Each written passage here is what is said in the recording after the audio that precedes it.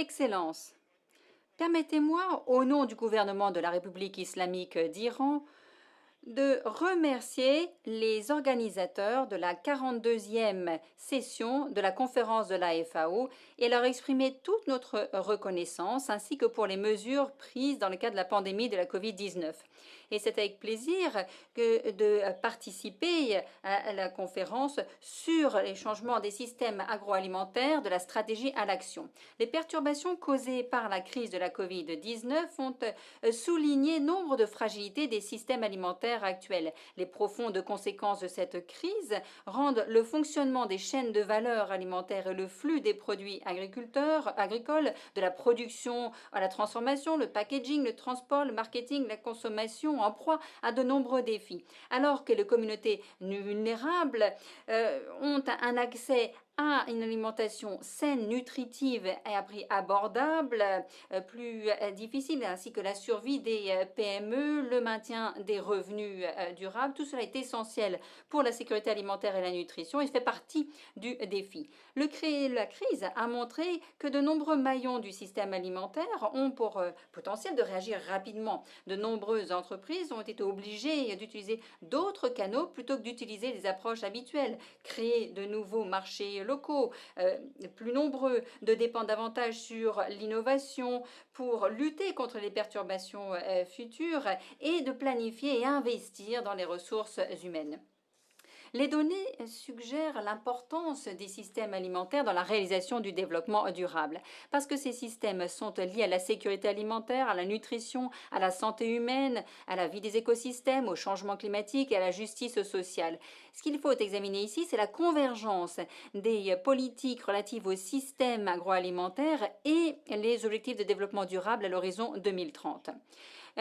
Dans cette transition importante, il importe d'accorder une importance à 4 éléments. Tout d'abord, les systèmes alimentaires doivent fournir à tous une alimentation saine et nourrissante. Deuxièmement, il faut réfléchir à une production agricole durable et à des chaînes de valeur alimentaire durables. Il faut réduire le changement climatique, créer la résilience et encourager la revivification des zones rurales. Mesdames et messieurs, afin de créer un environnement durable, propice à la croissance et au développement de la production en République islamique d'Iran, les planificateurs du secteur agricole se sont toujours efforcés d'adopter des stratégies et politiques agroalimentaires appropriées dans différents domaines. Excellence, l'Iran ces dernières années a adopté des mesures appropriées afin de stabiliser le système agricole. Ces mesures ont été très utiles dans le secteur agricole et ont permis d'augmenter les revenus des villageois. Quelques exemples. Augmentation de 85% de la surface dotée de systèmes d'irrigation modernes de 2013 à 2019 et augmentation de 15% de l'efficacité de l'irrigation dans le secteur agricole et augmentation de 58% de la productivité agricole et au volume d'eau utilisé. De développement de serres de 2013 à 2019 et augmentation à hauteur de plus de 10 000 hectares de serres ces dernières années.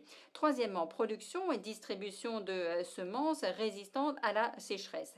Quatrièmement, fourniture de plus de 120 000 tracteurs et 13 300 moissonneuses-batteuses qui ont été ajoutées à la flotte agricole afin de lutter contre le gaspillage et améliorer la productivité ces dernières années. Cinquièmement, création d'une industrie de la transformation afin de réduire le gaspillage et stabiliser le revenu des agriculteurs et des villageois et augmenter la capacité de ces industries par plus de 100% ces dernières années, de 2013 à 2019.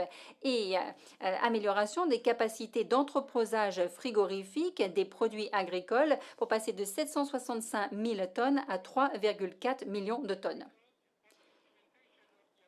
Suite à la mise en œuvre de ces mesures, l'Iran a pu augmenter sa production de produits agricoles de 22% dans le secteur agricole et de 50% dans le secteur horticole.